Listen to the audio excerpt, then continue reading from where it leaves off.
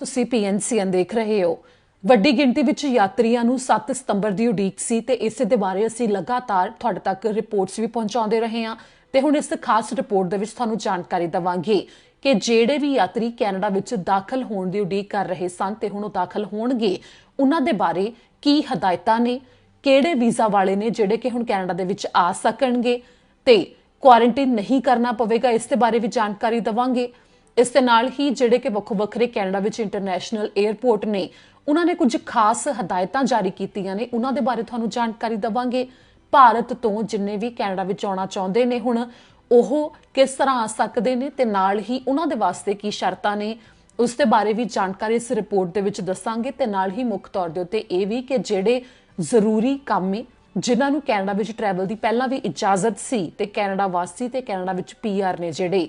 ਜਿਨ੍ਹਾਂ ਨੇ COVID-19 ਦੇ ਟੀਕੇ ਨਹੀਂ ਲਗਵਾਏ ਹੋਏ, ਉਹਨਾਂ ਦੇ ਹੁਣ ਕੈਨੇਡਾ ਵਿੱਚ ਦਾਖਲ ਹੋਣ ਦੇ ਬਾਰੇ ਕੀ ਸ਼ਰਤਾਂ ਹੋਣਗੀਆਂ, ਇਹਨਾਂ ਸਾਰੀਆਂ ਗੱਲਾਂ ਦੇ ਬਾਰੇ ਜਾਣਕਾਰੀ ਤੁਹਾਡੇ ਨਾਲ ਸਾਂਝੀ ਕਰਾਂਗੇ। ਸਭ ਤੋਂ ਪਹਿਲਾਂ ਤਾਂ ਇਹ ਕਿ ਜਿਹੜੇ ਕੈਨੇਡਾ ਵਿੱਚ ਦਾਖਲ ਹੋ ਸਕਦੇ ਨੇ ਉਹਨਾਂ ਬਾਰੇ ਜਾਣਕਾਰੀ ਦਵਾਂਗੇ ਕਿ ਜਿਨ੍ਹਾਂ ਦੇ ਕੋਲ ਵੀ ਵਿਜ਼ਿਟਰ ਵੀਜ਼ਾ ਹੈ ਜਾਂ ਫਿਰ ਕੈਨੇਡਾ ਵਿੱਚ ਆਉਣ ਦਾ ਕਿਸੇ ਵੀ ਤਰ੍ਹਾਂ ਦਾ ਜੋ ਵੀਜ਼ਾ ਹੈ, ਇਜਾਜ਼ਤ ਹੈ ਉਹਨਾਂ ਨੂੰ, ਤਾਂ ਉਹ ਆ ਸਕਦੇ ਨੇ। ਪਰ ਇਸ ਦੇ ਵਿੱਚ ਸ਼ਰਤ ਇਹ ਹੈ ਕਿ ਉਹ ਫੁੱਲੀ ਵੈਕਸੀਨੇਟਡ ਹੋਣੇ ਚਾਹੀਦੇ ਨੇ।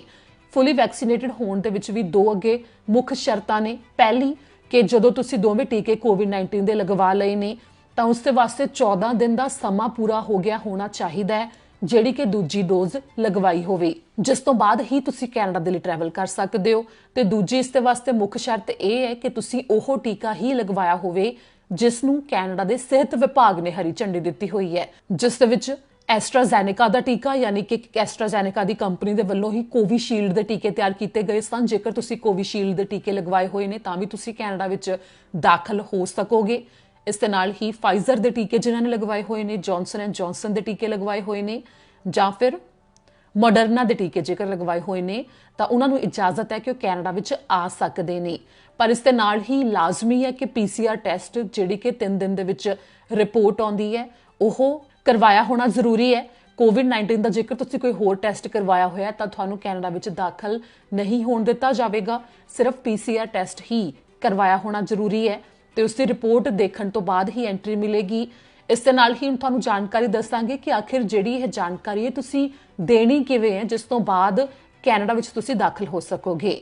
ਤੁਸੀਂ ਆਪਣੇ ਫੋਨ ਦੇ ਵਿੱਚ ਅਰਾਈਵ ਕੈਨ ਐਪਲੀਕੇਸ਼ਨ ਡਾਊਨਲੋਡ ਕਰਨੀ ਹੈ, ਜੋ ਕਿ ਕੈਨੇਡਾ ਸਰਕਾਰ ਦੇ ਵੱਲੋਂ ਲਾਗੂ ਕੀਤੀ ਗਈ ਐਪਲੀਕੇਸ਼ਨ ਹੈ। ਇਸ ਐਪਲੀਕੇਸ਼ਨ ਦੇ ਵਿੱਚ ਤੁਸੀਂ ਜਿਹੜਾ ਟੀਕੇ ਲੱਗੇ ਹੋਣ ਦਾ ਸਬੂਤ ਹੈ ਉਸ ਦੀ ਜਾਣਕਾਰੀ ਭਰਨੀ ਹੈ ਤੇ ਨਾਲ ਹੀ ਜਿਹੜਾ ਤੁਸੀਂ COVID-19 ਦਾ ਟੈਸਟ ਕਰਵਾਓਗੇ ਉਸ ਦੀ ਰਿਪੋਰਟ ਦੇ ਬਾਰੇ ਜਾਣਕਾਰੀ ਭਰਨੀ ਹੈ, ਜਿਸ ਤੋਂ ਬਾਅਦ ਅੰਤ ਵਿੱਚ ਇੱਕ ਰਸੀਦ ਆ ਜਾਂਦੀ ਹੈ ਤੇ ਉਸੇ ਰਸੀਦ ਨੂੰ ਕੈਨੇਡਾ ਵਿੱਚ 에ਅਰਪੋਰਟ ਦੇ ਉੱਤੇ ਪਹੁੰਚਣ ਤੋਂ ਬਾਅਦ ਜਾਂ ਫਿਰ ਜੇਕਰ ਲੈਂਡ ਬਾਰਡਰ ਦੇ ਰਾਹੀਂ ਤੁਸੀਂ ਦਾਖਲ ਹੋ ਰਹੇ ਹੋ ਤਾਂ ਉੱਥੇ ਇਮੀਗ੍ਰੇਸ਼ਨ ਅਧਿਕਾਰੀ ਦੇ ਵੱਲੋਂ ਦੇਖਿਆ ਜਾਵੇਗਾ ਤਾਂ ਹੀ ਐਂਟਰੀ ਦਿੱਤੀ ਜਾਵੇਗੀ। ਜਿਵੇਂ ਕਿ ਹੁਣ ਲੰਮੇ ਚਿਰ ਤੋਂ ਇੰਟਰਨੈਸ਼ਨਲ ਸਟੂਡੈਂਟ ਜਾਂ ਫਿਰ ਵਰਕ ਪਰਮਿਟ ਵਾਲੇ ਨੇ, ਉਹਨਾਂ ਦੇ ਪਰਿਵਾਰਕ ਮੈਂਬਰ ਉਡੀਕ ਕਰ ਰਹੇ ਸਨ ਕਿ ਉਹਨਾਂ ਨੂੰ ਮਿਲਣਾ ਚਾਹੁੰਦੇ ਸੀ ਪਰ ਆ ਨਹੀਂ ਸੀ ਸਕਦੇ ਕੈਨੇਡਾ, ਤੇ ਹੁਣ ਜੇਕਰ ਉਹ ਫੁੱਲੀ ਵੈਕਸੀਨੇਟਡ ਹੋਣਗੇ ਤਾਂ ਉਹ ਕੈਨੇਡਾ ਵਿੱਚ ਆ ਸਕਣਗੇ। ਹੁਣ ਇੱਥੇ ਇਹ ਵੀ ਹੈ ਕਿ ਜਿਹੜੇ ਪਹਿਲਾਂ ਤੋਂ ਜ਼ਰੂਰੀ ਕਾਮੇ ਨੇ ਜਾਂ ਕੈਨੇਡਾ ਵਾਸੀ ਨੇ, ਜੇਕਰ ਉਹ ਬਾਹਰ ਕਿਸੇ ਦੇਸ਼ ਦੇ ਵਿੱਚ ਜਾ ਕੇ ਵਾਪਸ ਕੈਨੇਡਾ ਵਿੱਚ ਦਾਖਲ ਹੁੰਦੇ ਨੇ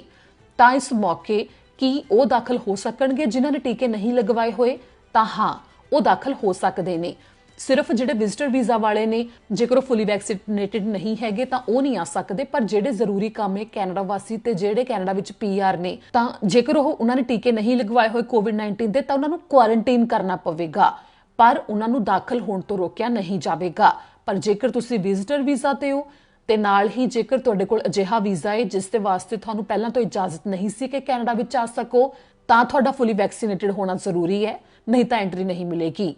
ਅੱਗੇ ਜਾਣਕਾਰੀ ਕਿ ਜਿਨ੍ਹਾਂ ਨੇ ਭਾਰਤ ਤੋਂ ਆਉਣਾ ਹੈ, ਭਾਰਤ ਤੋਂ ਟਰੈਵਲ ਕਰਨ ਵਾਲਿਆਂ ਦੇ ਵਾਸਤੇ ਹਦਾਇਤਾਂ ਵੱਖਰੀਆਂ ਨੇ। ਅਹਿਮ ਤੌਰ ਦੇ ਉੱਤੇ ਕਿ ਭਾਰਤ ਤੋਂ ਸਿੱਧੀਆਂ ਫਲਾਈਟਾਂ ਕੈਨੇਡਾ ਨੇ ਬੰਦ ਕੀਤੀਆਂ ਹੋਈਆਂ ਨੇ, ਜਿਹੜੀਆਂ ਕਿ ਫਿਲਹਾਲ 21 ਸਤੰਬਰ ਤੱਕ ਬੰਦ ਨੇ। 20 ਸਤੰਬਰ ਨੂੰ ਕੈਨੇਡਾ ਵਿੱਚ ਚੋਣਾਂ ਹੋਣੀਆਂ ਨੇ, ਜਿਨ੍ਹਾਂ ਦੇ ਨਤੀਜੇ ਉਸੇ ਸ਼ਾਮ ਨੂੰ ਆ ਜਾਣਗੇ, ਜਿਸ ਤੋਂ ਬਾਅਦ ਇਹ ਸਾਫ਼ ਹੋ ਜਾਵੇਗਾ ਕਿ ਆਖਿਰ ਕਿਹੜੀ ਸਰਕਾਰ ਬਣਦੀ ਹੈ। ਪਰ ਉਸ ਸਮੇਂ ਤੱਕ ਅੰਦਾਜ਼ਾ ਲਗਾਇਆ ਜਾ ਰਿਹਾ ਹੈ ਕਿ ਅਧਿਕਾਰੀਆਂ ਦੇ ਵੱਲੋਂ ਇਸ ਦੇ ਉੱਤੇ ਸਾਫ਼ ਕਰ ਦਿੱਤਾ ਜਾਵੇਗਾ ਕਿ ਸਤੰਬਰ 21 ਤੋਂ ਬਾਅਦ ਵੀ ਫਲਾਈਟਾਂ ਭਾਰਤ ਤੋਂ ਆਉਣ ਵਾਲੀਆਂ ਜੋ ਸਿੱਧੀਆਂ ਫਲਾਈਟਾਂ ਨੇ ਉਹ ਬੰਦ ਰਹਿਣਗੀਆਂ ਜਾਂ ਨਹੀਂ। ਜੇਕਰ ਇਹ ਫਲਾਈਟਾਂ ਇਸੇ ਤਰ੍ਹਾਂ ਬੰਦ ਰਹਿੰਦੀਆਂ ਨੇ ਤਾਂ ਭਾਰਤ ਤੋਂ ਆਉਣ ਵਾਲੇ ਵਿਜ਼ਿਟਰ ਵੀਜ਼ਾ ਵਾਲੇ ਨੇ ਜਿਹੜੇ ਜਿੰਨੇ ਵੀ ਸੈਲਾਨੀ ਨੇ ਉਹ ਆ ਸਕਦੇ ਨੇ, ਪਰ ਤੀਜੇ ਦੇਸ਼ ਦੇ ਰਾਹੀਂ ਹੋ ਕੇ ਉਹਨਾਂ ਨੂੰ ਆਉਣਾ ਪਵੇਗਾ ਤੇ ਤੀਜੇ ਦੇਸ਼ ਦੇ ਰਾਹੀਂ ਹੋ ਕੇ ਜਦੋਂ ਉਹ ਆਉਣਗੇ ਤਾਂ ਉੱਥੇ कोविड-19 ਦੇ PCR ਟੈਸਟ ਕਰਵਾਉਣਾ ਪਵੇਗਾ ਤੇ ਉਸ ਦੀ ਰਿਪੋਰਟ ਦੇਖਣ ਤੋਂ ਬਾਅਦ ਹੀ ਕੈਨੇਡਾ ਵਿੱਚ ਐਂਟਰੀ ਦਿੱਤੀ ਜਾਵੇਗੀ। ਤੇ ਜੇਕਰ ਇਸ ਉੱਤੇ ਕੋਈ ਹੋਰ ਅਪਡੇਟ ਆਵੇਗੀ ਤਾਂ ਤੁਹਾਨੂੰ ਦੱਸਾਂਗੇ। ਪਰ ਇਸ ਦੇ ਨਾਲ ਹੀ ਹੁਣ ਅੱਗੇ ਜਾਣਕਾਰੀ ਹੈ ਕਿ ਜਿੰਨੇ ਵੀ ਇੰਟਰਨੈਸ਼ਨਲ 에ਅਰਪੋਰਟ ਨੇ ਕੈਨੇਡਾ ਦੇ ਵਿੱਚ ਉਹਨਾਂ ਨੇ ਖਾਸ ਹਦਾਇਤ ਜਾਰੀ ਕੀਤੀ ਹੈ ਕਿ ਜਿੰਨੇ ਵੀ ਯਾਤਰੀ 7 ਸਤੰਬਰ ਤੋਂ ਆਉਣਗੇ ਕੈਨੇਡਾ ਦੇ ਅੰਦਰ ਉਹਨਾਂ ਦੇ ਵਾਸਤੇ ਹੈ ਕਿ ਜੇਕਰ ਤੁਸੀਂ ਅੱਗੇ ਕੋਈ ਕਨੈਕਟਿੰਗ ਫਲਾਈਟ ਲੈਣੀ ਹੈ, ਜਿਵੇਂ ਕਿ ਜੇਕਰ ਤੁਸੀਂ ਟੋਰਾਂਟੋ ਦੇ ਪੀਅਰਸਨ 에ਅਰਪੋਰਟ ਦੇ ਉੱਤੇ ਪਹੁੰਚਣਾ ਹੈ ਤਾਂ ਉਸ ਤੋਂ ਬਾਅਦ ਕੁਝ ਘੰਟੇ ਬਾਅਦ ਤੁਹਾਡੀ ਅਗਲੀ ਫਲਾਈਟ ਹੈ, ਤਾਂ ਉਸ ਫਲਾਈਟ ਦੇ ਦਰਮਿਆਨ ਜਿਹੜਾ ਉੱਥੇ 에ਅਰਪੋਰਟ ਦੇ ਉੱਤੇ ਪਹੁੰਚਣ ਦਾ ਸਮਾਂ ਹੈ ਉਸ ਸਮੇਂ ਨੂੰ ਜ਼ਿਆਦਾ ਰੱਖਿਆ ਜਾਵੇ, ਕਿਉਂਕਿ ਜਿਵੇਂ ਹੀ ਇਹ ਹਦਾਇਤਾਂ ਲਾਗੂ ਹੋਈਆਂ ਨੇ ਤੇ ਨਾਲ ਹੀ ਸਕਰੀਨਿੰਗ ਕੀਤੀ ਜਾਂਦੀ ਹੈ। ਇਮੀਗ੍ਰੇਸ਼ਨ ਅਧਿਕਾਰੀਆਂ ਦੇ ਵੱਲੋਂ ਇੱਕ ਯਾਤਰੀ ਨੂੰ ਸਵਾਲ ਪੁੱਛੇ ਜਾਂਦੇ ਨੇ, ਤਾਂ ਇਸ ਨੂੰ ਲੈ ਕੇ ਇਹ ਹੈ ਕਿ ਤੁਹਾਨੂੰ ਉੱਥੇ ਲੰਮਾ ਸਮਾਂ ਲੱਗ ਸਕਦਾ ਹੈ। 2.5 ਤੋਂ 3 ਘੰਟੇ ਦਾ ਸਮਾਂ ਤਾਂ ਇਸ ਸਮੇਂ ਵੀ ਲੱਗ ਰਿਹਾ ਹੈ। ਅਧਿਕਾਰੀਆਂ ਦੇ ਵੱਲੋਂ ਕਿਹਾ ਗਿਆ ਕਿ 3 ਘੰਟੇ ਤੱਕ ਦੇ ਸਮੇਂ ਦਾ ਅੰਦਾਜ਼ਾ ਲੈ ਕੇ ਚੱਲਿਆ ਜਾਵੇ ਜਦੋਂ ਯਾਤਰੀ 에ਅਰਪੋਰਟ ਦੇ ਉੱਤੇ ਪਹੁੰਚਦੇ ਨੇ ਕਿ ਉਹ 에ਅਰਪੋਰਟ ਤੋਂ ਬਾਹਰ ਜਦੋਂ ਆਉਣਗੇ ਉਸ ਦੇ ਵਾਸਤੇ ਇੰਨਾ ਸਮਾਂ ਲੱਗੇਗਾ। ਤੇ ਇਸ ਦੇ ਨਾਲ ਹੀ ਜਿਨ੍ਹਾਂ ਨੇ ਜਿਹੜੇ ਕੈਨੇਡਾ ਦੇ ਵਿੱਚ ਵੀ ਮੌਜੂਦ ਨੇ ਤੇ ਕੈਨੇਡਾ ਦੇ 에ਅਰਪੋਰਟ ਸੇ ਉੱਤੋਂ ਉਹਨਾਂ ਨੇ ਕਿਸੇ ਹੋਰ ਥਾਂ ਦੇ ਵਾਸਤੇ ਟਰੈਵਲ ਕਰਨਾ ਹੈ ਤਾਂ ਉਹਨਾਂ ਦੇ ਵਾਸਤੇ ਵੀ ਹੈ ਕਿ ਇਸ ਸਮੇਂ ਸਮਾਂ ਲੱਗ ਰਿਹਾ ਹੈ, ਕਿਉਂਕਿ ਸਕਰੀਨਿੰਗ ਜੋ ਕੀਤੀ ਜਾ ਰਹੀ ਹੈ